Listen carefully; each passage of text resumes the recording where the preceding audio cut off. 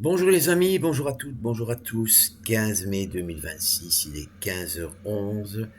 Je vais tenter une petite lecture qui est consacrée à Sainte Rita de Cassia, communément connue sous le nom de Rita.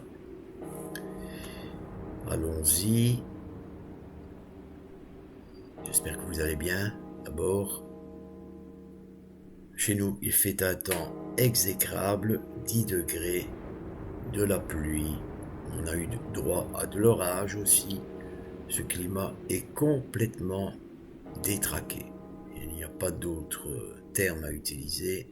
Je pourrais ergoter sur ce climat et sur bien d'autres choses, mais à mes risques et périls, si vous voyez ce que je veux dire, les amis. Parlons de choses plus spirituelles.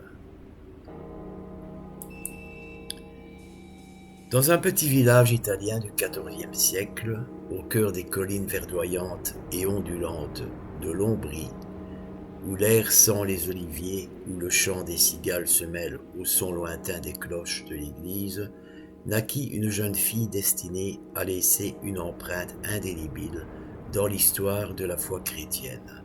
Voici le récit de Sainte Rita de Cassia, connue comme la sainte des causes désespérées. Sa vie fut un témoignage de foi, de pardon et de persévérance. Son histoire, entrelacée de miracles qui ont commencé avant même sa naissance, continue d'inspirer des millions de fidèles à travers le monde, qui voient en elle un exemple d'espoir dans les moments les plus sombres. Au cœur du pittoresque Roccaporena, un petit village niché parmi les collines de l'Ombrie, vivait un couple âgé. Christian et Marie, non, je dis n'importe quoi. Antonio Lotti et Amata Ferri. Leur maison en pierre couverte de mousse et de lierre se trouvait au bord d'un ruisseau dont les eaux murmuraient doucement en coulant. Bien que la vie au village fût modeste, Antonio et Amata jouissaient du respect de tous leurs voisins. On les appelait les pacificateurs de Jésus, un titre qu'ils avaient gagné grâce à leur capacité unique à apaiser les conflits qui éclataient fréquemment entre les familles de la région. Une région où l'honneur et la vengeance familiale devenaient souvent la loi. Amata, disait Antonio en regardant le coucher du soleil doré des collines depuis le seuil de leur maison, Dieu nous a donné tant de bénédictions, mais je sens qu'il nous manque la plus grande de toutes, entendre les rires d'un enfant dans cette maison. Amata, les larmes aux yeux, acquiesçait en silence, partageant ce profond désir. Pendant des années, le couple avait prié avec ferveur pour la grâce d'avoir un enfant. Mais à mesure que les années passaient et que l'âge affaiblissait leurs forces, cet espoir semblait de plus en plus lointain. Les hivers passaient, froids et solitaires, et les prières du couple montaient vers le ciel avec une douceur que seul pouvait comprendre une nuit de printemps. Tandis que le village dormait sous un ciel étoilé, Amata fit un rêve si vif qu'il semblait réel. Un ange, rayonnant de lumière, descendit du ciel avec un sourire paisible et lui parla d'une voix qui résonnait comme une musique céleste. N'ayez pas peur, Amata, Dieu a entendu tes prières. Vous aurez une fille et elle sera une lumière pour beaucoup. À travers elle, Dieu montrera sa puissance et sa miséricorde. Elle se réveilla et sans perdre un instant, elle courut raconter sa vision à Antonio et ensemble, agenouillés sur le sol de leur humble demeure, ils remercièrent Dieu pour la promesse d'espoir qui leur avait été donnée. Cette nuit-là, le silence du village fut interrompu uniquement par leurs sanglots de joie et de gratitude. Contre toute attente, Amata tomba enceinte peu de temps après cette vision. La nouvelle de sa grossesse se répandit rapidement. Roccaporena et tous la considérèrent comme un miracle. Le 22 mai 1381, lors d'un printemps exceptionnellement florissant, naquit la petite Margherita Ritalotti dans une maison qui, tout comme le cœur de ses parents, s'emplissait de lumière et d'espoir. Le jour de sa naissance, un événement extraordinaire laissa tout le monde stupéfait, marquant le destin exceptionnel de Rita. Alors que la nouvelle-née dormait paisiblement dans son berceau, un essaim d'abeilles blanches apparut de nulle part. Elles entraient et sortaient de sa bouche sans lui causer le moindre mal, bourdonnant doucement autour de son visage comme si elles veillaient sur un secret. Les voisins, attirés par l'agitation, se rassemblèrent autour du berceau, murmurant de surprise et de crainte. « Nous n'avons jamais vu une chose pareille », s'exclama une vieille dame, son visage ridé, éclairé par la lueur vacillante d'une bougie. C'est comme si les abeilles déversaient de la douceur sur ses lèvres. Cet enfant a un destin particulier. Certains villageois interprétèrent l'apparition des abeilles comme un mauvais présage, mais Antonio et Amata y virent un signe divin. Pour eux, les abeilles n'étaient qu'un symbole de la pureté et de la douceur qui accompagnerait Rita tout au long de sa vie. Un signe que Dieu avait un but particulier pour leur fille. À partir de ce jour, l'histoire des abeilles devint une légende locale, racontée encore et encore autour des feux de camp durant les froids hivers. Une enfance de prière et de réflexion dès son plus jeune âge. Rita montra une inclination particulière pour la vie spirituelle. Alors que les autres enfants couraient et jouaient dans les rues pavées de Roccaporena, on la trouvait souvent dans le petit oratoire que ses parents avaient aménagé, dans un coin de la maison, agenouillée, les mains jointes, plongée dans une fervente prière. Ses parents observaient avec étonnement la dévotion de leur fille, se demandant comment une enfant si jeune pouvait éprouver une foi aussi profonde. Un jour, alors qu'elle n'avait que 6 ans, Amata la trouva agenouillée devant un crucifix en bois sculpté, murmurant des prières, les larmes aux yeux. Son visage reflétait un sérieux inhabituel pour son âge. « Rita, ma petite, dit Amata en caressant les cheveux sombres de sa fille. Que fais-tu ici toute seule ?» La fillette leva les yeux vers sa mère, les yeux encore mouillés. « Maman, je pense à la douleur que Jésus a endurée pour nous.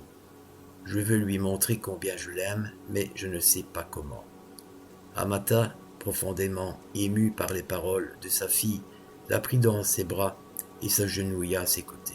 « Rita, ma chérie, l'amour que nous ressentons pour Jésus se manifeste en aimant les autres comme il nous a aimés. Chaque acte de bonté, chaque parole aimable, chaque moment où nous pardonnons à quelqu'un est une façon de lui montrer notre amour. » Ces mots marquèrent profondément Rita. Dès lors, elle s'efforça de montrer cet amour à travers de petits gestes quotidiens, aidant les plus démunis du village, apportant du pain aux malades et consolant ceux qui souffraient. Les villageois commencèrent à la voir comme une enfant différente, une personne dont la douceur et la bonté semblaient sans limite. Les abeilles qui l'avaient visitée à sa naissance avaient laissé leur empreinte. Rita avait une douceur dans l'âme qui touchait tous ceux qui la rencontraient.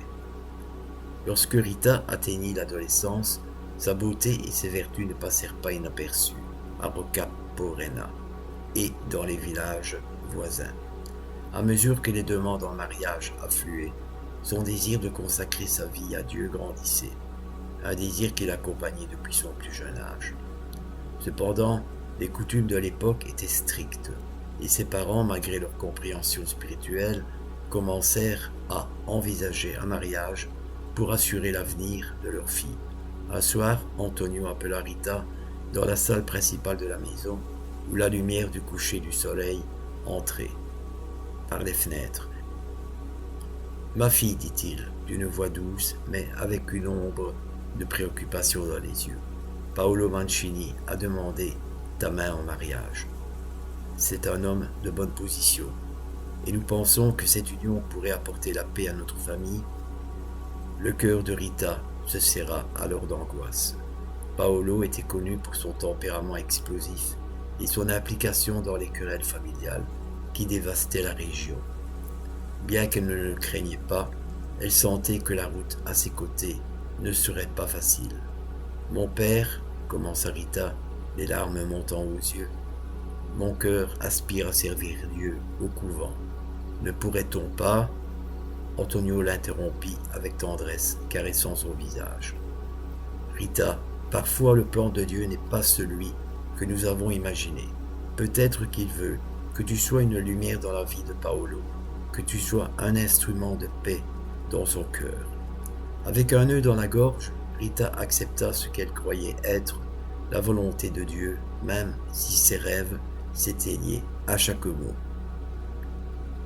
À 16 ans, vêtue d'une robe de mariée simple mais élégante, elle devint l'épouse de Paolo Mancini, entamant ainsi une nouvelle étape de sa vie, marquée par des épreuves de foi et des leçons d'amour et de patience. Rita épousa Paolo Mancini, un homme dont le caractère rude contrastait profondément avec la douceur et la foi qu'elle portait dans son cœur. Durant les premiers jours de leur mariage, la jeune épouse découvrit la réalité de la vie avec un homme tourmenté par la violence et les ressentiments qui imprégnaient la région. Paolo, comme beaucoup d'hommes de son temps, était pris dans un cycle de vendetta et de disputes familiales qui avaient assombri sa famille pendant des générations. Les nuits de Roccaporena, souvent tranquilles, étaient pour Rita des moments d'angoisse, car Paolo rentrait tard, le visage durci et les mains tachées par la violence. Mais Rita ne laissa ni la peur ni le désespoir envahir son cœur. Elle se rappelait les paroles de son père et les prières de sa mère. Et chaque soir, peu importe l'heure tardive à laquelle Paolo rentrait, elle l'attendait avec un repas chaud et une parole aimable. Peu à peu, sa constance et sa tendresse commencèrent à avoir un effet inattendu. Paolo, qui au début se montrait distant et colérique, commença à percevoir la lumière que sa femme diffusait. Une nuit, après une journée particulièrement difficile durant laquelle il avait perdu un ami proche, dans une de ses nombreuses disputes, Paolo rentra à la maison le cœur brisé, le regard perdu dans l'obscurité. Rita s'approcha de lui, avec la même patience que toujours, lui offrant un verre de vin et s'asseyant à ses côtés. « Paolo, la paix que tu cherches à l'extérieur avec l'épée, peut-être la trouveras-tu ici dans notre foyer, » lui dit-elle de sa voix douce et sereine. « Laisse l'amour de Dieu transformer ton cœur comme il a transformé le mien. Il existe une autre manière de vivre, une manière qui n'implique ni la douleur des autres, ni la nôtre. » Paolo la regarda, surpris, les yeux remplis de larmes qu'il ne comprenait pas lui-même. « Rita, comment peux-tu continuer à m'aimer? Comment peux-tu être si patiente avec moi après tout ce que j'ai fait ?» Rita prit ses mains tremblantes entre les siennes et lui sourit avec tendresse. « Parce que je vois en toi ce que Dieu voit, un homme capable d'aimer et d'être aimé. La haine n'est pas une option. » Bien que Paolo ne se transforma pas immédiatement en un homme pieux, il commença à se détourner des disputes qui auparavant le captivaient. Rita devint son refuge, et bien que les tensions entre les familles persistaient, leur maison devint un espace de paix. Ils eurent 2 fils jumeaux, Gian Giacomo Antonio et Paolo Maria, et pendant un temps, il sembla que la paix avait trouvé un havre dans leur vie. Mais la paix que Rita avait travaillé si dur à construire fut de courte durée. Un après-midi d'été, alors que Rita préparait le dîner avec le même soin qu'elle mettait dans toutes ses tâches, des nouvelles terribles arrivèrent. Paolo avait été pris en embuscade par d'anciens ennemis et brutalement assassiné sur le chemin du retour. Le coup fut dévastateur. Rita, qui avait vu en son mari un rayon d'espoir, se retrouva plongée dans une douleur qui semblait sans fin. Cependant, la véritable épreuve restait à venir. Ses fils, désormais adolescents, nourris par l'amertume de la perte et la tradition de la vendetta qui avait englouti leur père, jurèrent de venger la mort de Paolo. Rita, dévastée par la perte de son époux, se retrouva alors face à la possibilité de perdre également ses fils, soit par la violence, soit par le poids du péché de la vengeance. Chaque nuit, Rita s'agenouillait devant le petit crucifix en bois qui avait été son réconfort depuis son enfance. Dans la pénombre de son foyer, elle priait avec la ferveur que seule une mère désespérée peut comprendre. Seigneur, toi qui as souffert la perte de ton fils, tu connais la douleur d'une mère qui voit ses enfants marcher vers leur perte. Je préfère les voir mourir plutôt que de les voir sombrer dans la haine.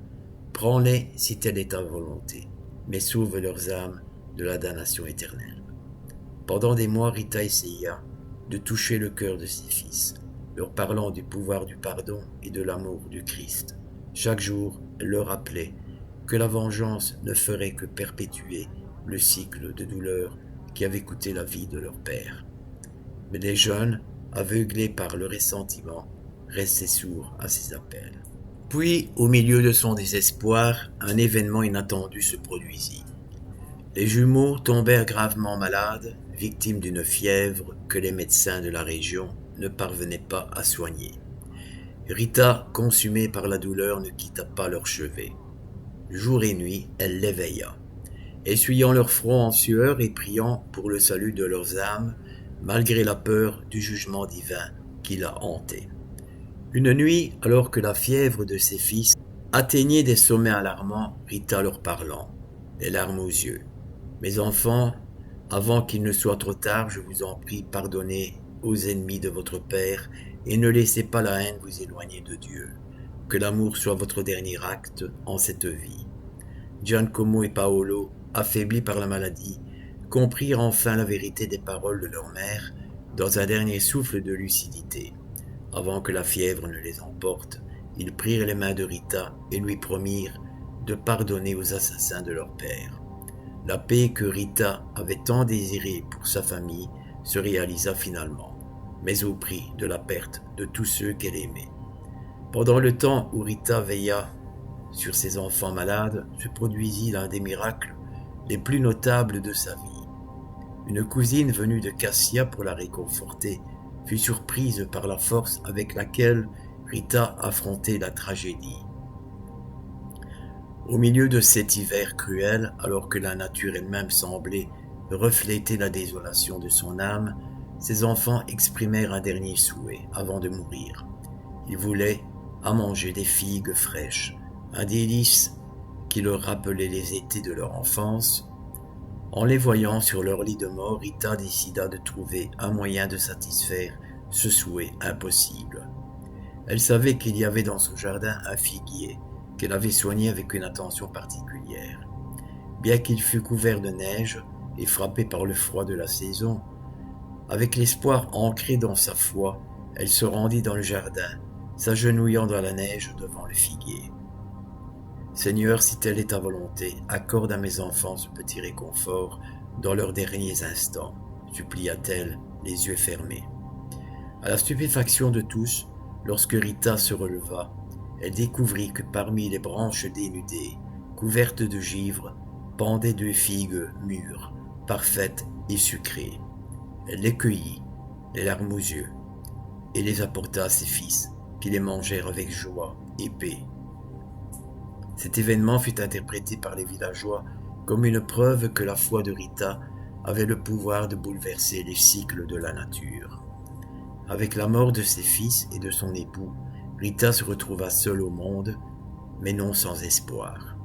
Elle voyait à présent l'occasion de réaliser son ancien désir de jeunesse, se consacrer à Dieu en tant que religieuse au couvent des Augustines de Sainte Marie-Madeleine de Cassia. Cependant, les chemins de Dieu sont souvent difficiles à comprendre, et les portes du couvent ne s'ouvrirent pas facilement pour elle. Avec la perte de son mari et de ses fils, Rita se retrouva seule, confrontée à un vide émotionnel profond.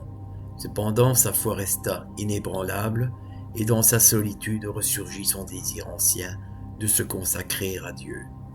Elle se souvenait de ses premiers rêves de jeunesse lorsque l'aspiration à entrer dans la vie religieuse était son seul espoir. À présent libérée des responsabilités familiales qu'il avait autrefois retenues, elle décida de suivre cet appel, espérant trouver enfin la paix en servant Dieu. Rita se présenta au couvent des Augustines de Sainte-Marie-Madeleine de Cassia, où les religieuses vivaient, dans une stricte réclusion et dévotion. Cependant, à son arrivée, elle fut accueillie par la mère supérieure, dont l'expression reflétait de la préoccupation. Malgré la piété de Rita, les règles du couvent étaient claires et rigides. Seules les vierges ou les femmes n'ayant pas été impliquées dans des conflits familiaux pouvaient être acceptées.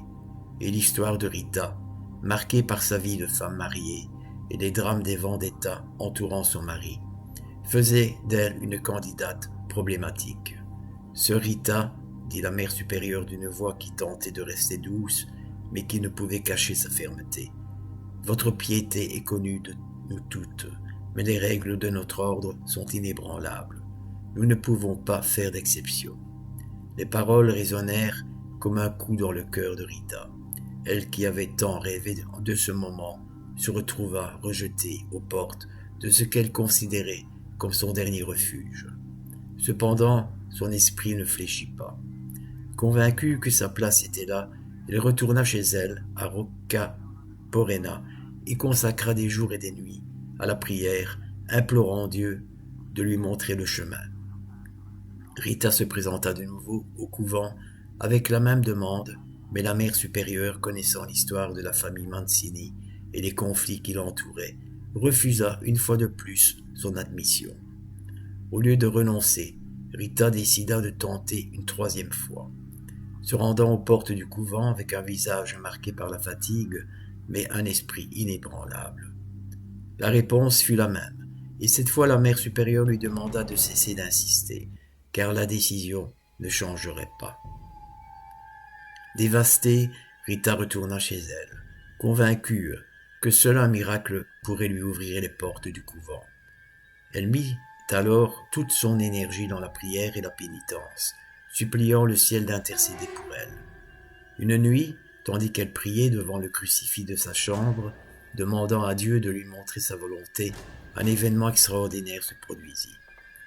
La petite pièce où Rita priait se remplit d'une lumière douce qui semblait émaner du crucifix lui-même. Devant elle apparurent 3 figures resplendissantes, Saint Jean-Baptiste, Saint Augustin et Saint Nicolas de Tolentino, ses saints patrons. Les saints, entourés d'une lumière céleste, lui sourirent avec tendresse. « Rita, dit Saint Jean-Baptiste, Dieu a vu ta persévérance et tes larmes. Viens avec nous. Nous te conduirons à la place qu'il a préparée pour toi. » Les saints lui prirent la main, et en un instant, Rita eut l'impression d'être transportée comme dans un rêve. Ils franchirent les montagnes et les murs du couvent comme une brise douce se glissant dans la nuit. Lorsque Rita ouvrit les yeux, elle se trouvait à genoux au centre du cloître du couvent de Cassia, juste devant l'autel baigné par les premiers rayons du soleil. Au lever du jour, la communauté découvrit Rita à l'intérieur des murs du couvent et en fut stupéfaite. La mère supérieure, informée de ce qui s'était passé, comprit qu'une intervention divine avait eu lieu. Il n'y avait aucune explication possible pour justifier comment Rita, qui avait été refusée à 3 reprises, se trouvait désormais à l'intérieur des murs fermés du couvent. « Sœur Rita, dit la mère supérieure, s'agenouillant devant la nouvelle venue, il est évident que Dieu t'a conduite ici. Ce ne sera pas pour nous. Ce ne sera pas nous qui regretterons la volonté divine. Bienvenue dans ton nouveau foyer. » La vie de Rita au couvent fut un exemple d'humilité et de dévouement total à la vie spirituelle. Malgré son âge avancé pour une novice, elle accepta avec joie les tâches les plus simples. Qu'il s'agisse de balayer les cloîtres ou de soigner les sœurs malades, son humilité était telle qu'elle se proposait toujours pour les tâches les plus ingrates, les considérant comme un moyen de se rapprocher davantage de Dieu. Rita se distinguait par sa profonde dévotion et par la manière dont elle trouvait Dieu dans les moindres détails de la vie quotidienne. Chaque aube la voyait agenouillée dans la chapelle, le visage serein, priant pendant des heures. Les autres sœurs l'observaient avec une admiration profonde pour l'intensité de sa foi, même lorsque le travail physique l'éreintait. Rita trouvait toujours le temps de s'occuper du petit jardin du couvent où elle cultivait des roses et des herbes médicinales. Les fleurs sont comme les âmes, disait-elle souvent.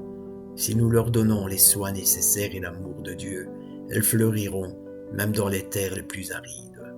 Ce jardin devint un symbole de sa vie spirituelle. C'était un lieu où la nature et la foi se rejoignaient, un espace où les religieuses venaient chercher conseil et recevoir ses prières. Et souvent, celles qui passaient du temps avec Rita dans ce petit coin de verdure en ressortaient avec un sentiment de paix renouvelé.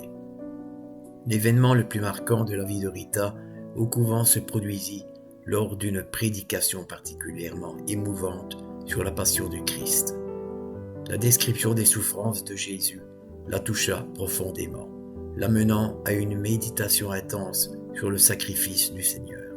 Elle se retira dans sa cellule, le crucifix à la main, et s'agenouilla pour prier avec une ferveur ardente. « Seigneur, si telle est ta volonté, permets-moi de partager une petite partie de ta souffrance pour ressentir dans ma chair ce que tu as enduré par amour pour nous. » À cet instant, elle ressentit une douleur vive et brûlante au front, comme si une flamme invisible s'était allumée sur sa peau. En touchant son front, Rita découvrit qu'une épine de la couronne du Christ s'était miraculeusement détachée du crucifix pour s'enfoncer dans sa chair, créant une plaie qui ne guérirait jamais. À partir de ce jour, le sang s'écoula de son front, et bien que la plaie lui causât une douleur constante, Rita la considéra comme un don divin, une opportunité de se rapprocher davantage de la passion du Christ. Les religieuses du couvent, émerveillées par la blessure de Rita et le parfum sucré qui s'en dégageait, la regardaient avec vénération et la soignaient avec attention. Bien que la douleur fût vive sur son visage, Rita ne se plaignait jamais. Pour elle, cette épine était un rappel que l'amour de Dieu pouvait transformer la souffrance en grâce. Au fil des années, la blessure à son front devint un symbole de sa sainteté. Et bien que cette blessure l'obligeât à passer la majeure partie de son temps dans la solitude de sa cellule, son esprit de prière et de compassion pour les autres restèrent intacts. La cellule de Rita devint un lieu de pèlerinage au sein du couvent, et de nombreuses personnes venaient y chercher consolation et conseils spirituels. Dans les dernières années de sa vie, Rita souffrait d'une maladie qui la cloua au lit, affaiblissant son corps, mais jamais son esprit. Les religieuses du couvent lui rendirent souvent visite, cherchant en elle réconfort et force. Un après-midi de janvier 1457, une cousine venue de Rocca Porena vint lui rendre visite, apportant des nouvelles de son ancien foyer. Voyant Rita si affaiblie, la cousine lui demanda si elle désirait quelque chose qui pourrait lui rapporter du réconfort.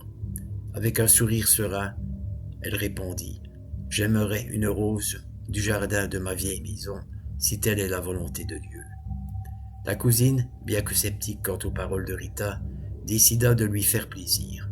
Elle savait qu'en plein hiver, les roses ne fleurissaient pas sous la neige, mais elle se rendit tout de même dans l'ancien jardin de la famille. À sa grande surprise, parmi les branches dénudées des rosiers recouverts de givre, elle trouva une unique rose. Rouge, fraîche et parfumée, fleurissant comme un miracle au milieu de la neige. Elle la coupa avec soin et la rapporta au couvent, où Rita la prit entre ses mains tremblantes, les yeux pleins de gratitude. « Merci Seigneur, murmura Rita, en caressant les pétales de ses doigts fragiles, de m'avoir montré que ton amour peut fleurir, même dans les hivers les plus froids de nos vies. » Le 22 mai 1457, entourée par l'affection des religieuses qui l'avaient accompagnée dans sa vie conventuelle, Rita rendit son âme à Dieu Au moment de sa mort, les cloches de l'église se mirent à sonner d'elles-mêmes et sa cellule se remplit d'un parfum céleste qui persista pendant des jours, comme si les anges eux-mêmes étaient descendus pour emmener la sainte des causes désespérées. Les miracles ne cessèrent pas avec sa mort. Depuis ce jour, des milliers de pèlerins se sont rendus sur sa tombe à la basilique Sainte Rita de Cassia, cherchant réconfort et intercession auprès d'une sainte dont l'amour et la foi restèrent inébranlables même face aux épreuves les plus difficiles. La mort de Rita, le 22 mai 1457, ne fut que le début d'une série d'événements qui allaient consacrer sa réputation de sainteté. Les religieuses qui l'accompagnèrent dans ces derniers instants furent stupéfaites par le doux parfum qui envahit sa cellule. Un parfum inexplicable qui embauma l'air pendant plusieurs jours. Ce parfum qui contrastait avec la fragilité du corps d'une femme malade fut interprété comme un signe que Dieu l'avait accueillie au paradis. La nouvelle de la mort de Rita et les circonstances exceptionnelles qui l'entouraient se répandit rapidement à Cassia et dans les villages voisins. Ceux qui l'avaient connue comme la religieuse humble et dévouée commencèrent à la visiter, même après sa mort, désirant lui rendre hommage et demander son intercession. Ce qui au début n'était qu'une manifestation de respect pour une religieuse connue pour sa piété se transforma bientôt en un flot constant de pèlerins qui se rendirent sur sa tombe, cherchant l'aide de celle que l'on commençait déjà à appeler la sainte des causes désespérées. L'un des premiers miracles attribués à Rita eut lieu lors de ses propres funérailles. Parmi les personnes présentes se trouvait une femme nommée Lucia qui souffrait de paralysie au bras depuis des années. En s'approchant du corps de Rita, elle toucha le cercueil et pria à voix basse, demandant l'intercession de la religieuse qu'elle admirait tant. « Sainte Rita, si ton âme est déjà auprès de Dieu, demande-lui de me rendre la mobilité de ce bras. » À ce moment-là, devant les regards stupéfaits des témoins, Lucia sentit une chaleur parcourir son bras paralysé, et soudain elle put le mouvoir, librement pour la première fois depuis des années.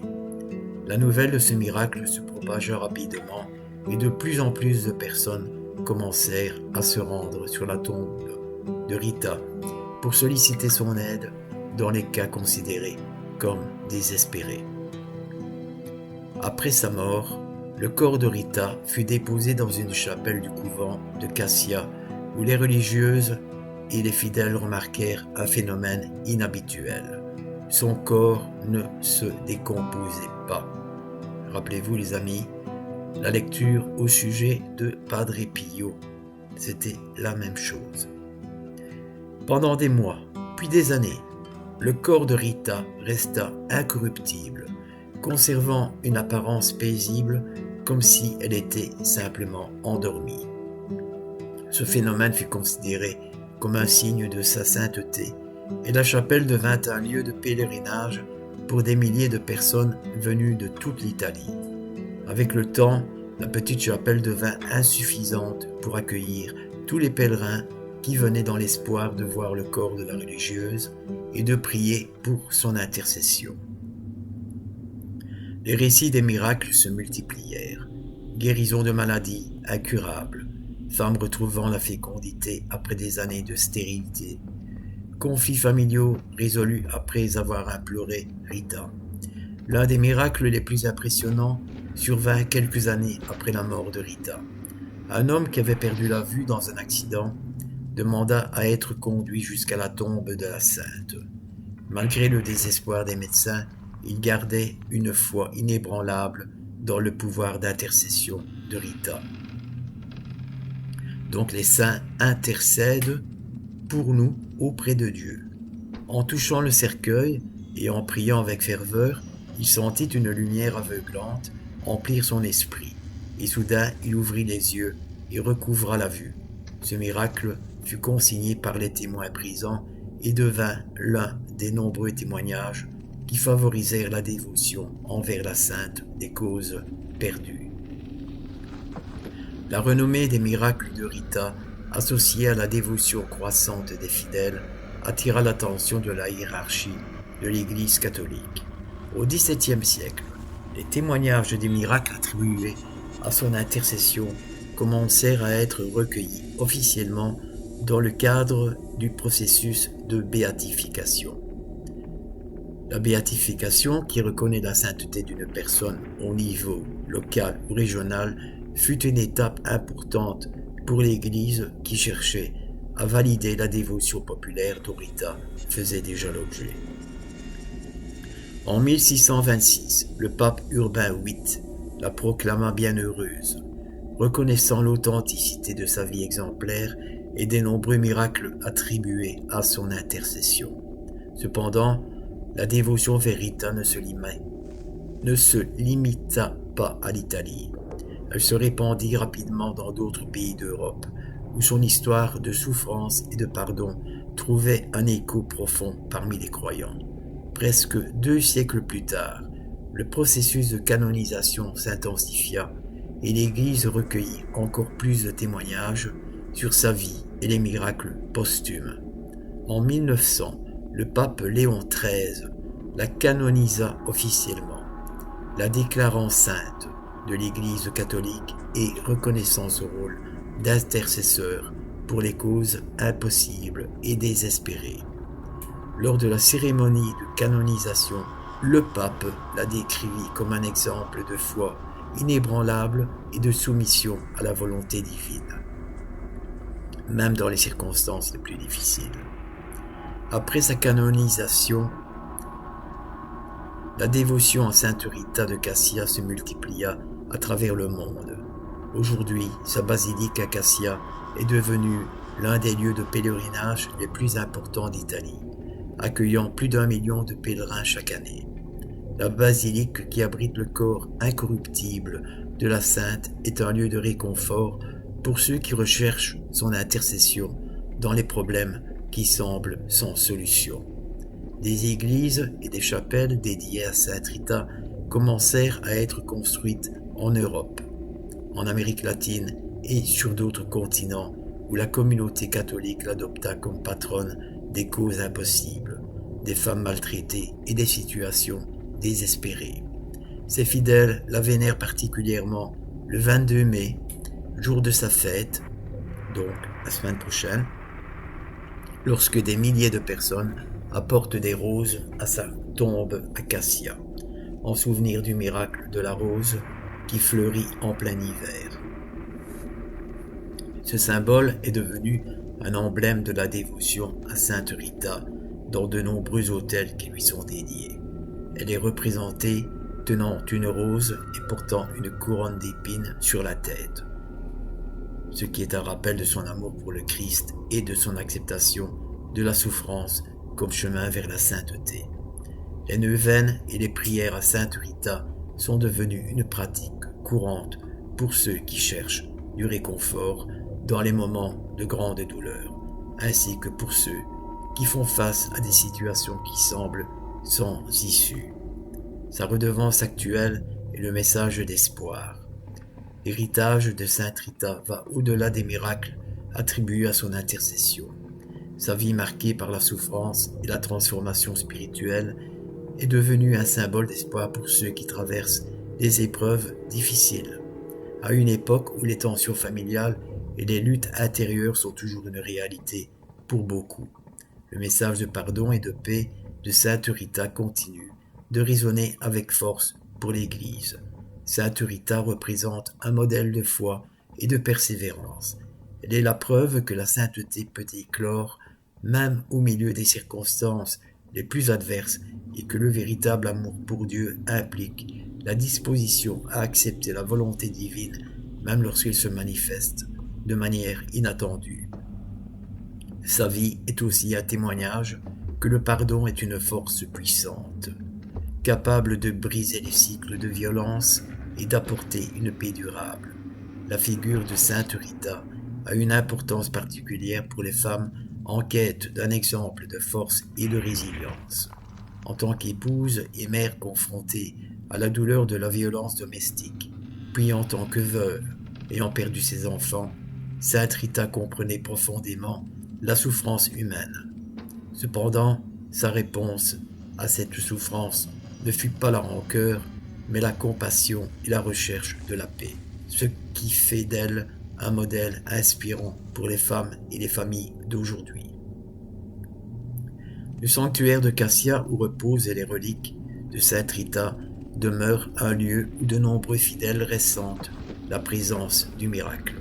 La basilique construite en son honneur est un espace de rencontre entre la foi et l'espoir, où chaque année des milliers de témoignages de personnes assurant avoir reçu des grâces et des miracles par l'intercession de la Sainte sont recueillis. Les murs de l'église sont couverts de plaques de remerciements, d'offrandes et de lettres de ceux qui ont vu l'impossible devenir réalité après s'être confiés à sa protection. Les reliques de Sainte Rita, qui incluent son corps incorruptible et des objets personnels, sont un rappel tangible de la proximité du divin avec la vie humaine. L'Église, tout au long de son histoire, a continué à promouvoir sa dévotion en organisant des pèlerinages et des célébrations spéciales en l'honneur de la Sainte. Ces activités maintiennent vivant son héritage et renforcent le message central de sa vie. Pour Dieu, rien n'est impossible. La spiritualité de Sainte Rita, amour, pardon et espoir. La vie de Sainte Rita de Cassia est avant tout un témoignage de profonde spiritualité. Une spiritualité qui a su trouver dans la douleur une opportunité pour l'amour et la croissance intérieure.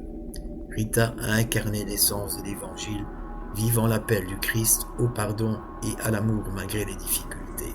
Sa spiritualité repose sur 3 piliers qui la définissent et qui continuent d'inspirer ses dévots. Le pardon radical dès son jeune âge, Rita a appris que le véritable amour se manifeste dans le pardon même lorsque le cœur est blessé. Face à la violence qui entourait sa famille, elle choisit la paix, travaillant sans relâche pour que ses enfants renoncent à la haine et apprennent à pardonner. Dans ses prières, Rita demandait la grâce de pardonner à ceux qui lui avaient fait du mal, montrant que le pardon est un acte d'amour qui libère à la fois l'offensé et l'offenseur. Cette capacité à pardonner ne la transforma pas seulement elle, mais elle brisa des cycles de violence qui semblaient indéfectibles. Sainte Rita accepta la volonté divine même lorsque celle-ci impliquait de perdre ce qu'elle aimait le plus. En offrant à Dieu le sacrifice de ses fils, elle demanda que leurs âmes soient sauvées. Même si cela signifiait leur départ de ce monde, tout au long de sa vie, elle montra que la véritable soumission à Dieu imposait de renoncer à son propre désir au profit d'un but plus grand. L'épine qu'elle porta au front pendant des années était un rappel physique de son union à la souffrance du Christ, une souffrance qui, loin de la détruire, la renforça spirituellement. Le titre de sainte des causes désespérées qui accompagne Rita reflète sa foi inébranlable dans le pouvoir de Dieu à accomplir des miracles dans les moments les plus sombres. Sa vie est un appel à croire en l'incroyable, à ne pas perdre espoir même lorsque la réalité semble insurmontable. Les roses qui ont fleuri en plein hiver et le parfum qui émanait de son corps après sa mort sont des symboles de cette conviction que pour ceux qui ont la foi, il n'existe pas de barrière infranchissable. À travers sa vie de prière, son amour profond pour le Christ et sa compassion constante pour autrui, Sainte Rita est devenue un phare d'espoir pour ceux qui cherchent du réconfort dans les difficultés de la vie. Son message est clair, l'amour et la foi peuvent transformer même les situations désespérées. Il existe plusieurs prières adressées à Sainte Rita. J'en ai trouvé une. Sainte Rita, toi qui es la sainte des causes désespérées, je te demande de m'aider dans ma souffrance. Accorde-moi, s'il te plaît, la paix et la sérénité dans ma vie. Je mets ma confiance en toi. Amen. Sainte Rita, je te prie de m'accorder ton aide dans mes moments de désespoir. Je sais que tout est possible à Dieu et je mets ma foi en toi pour surmonter mes épreuves. Amen. Donc c'est l'une ou l'autre. Voilà les amis, je vous souhaite une bonne lecture de ce parcours raccourci, je vais dire ça ainsi, de l'existence de Sainte Rita, qui en bien des points est comparable à la vie de Padre Pio. Sur ce, Maryse et moi, qui a écouté attentivement cette lecture, nous vous laissons de la caméra, mais pas du cœur. À tout prochainement et osons espérer que le climat va devenir plus clément.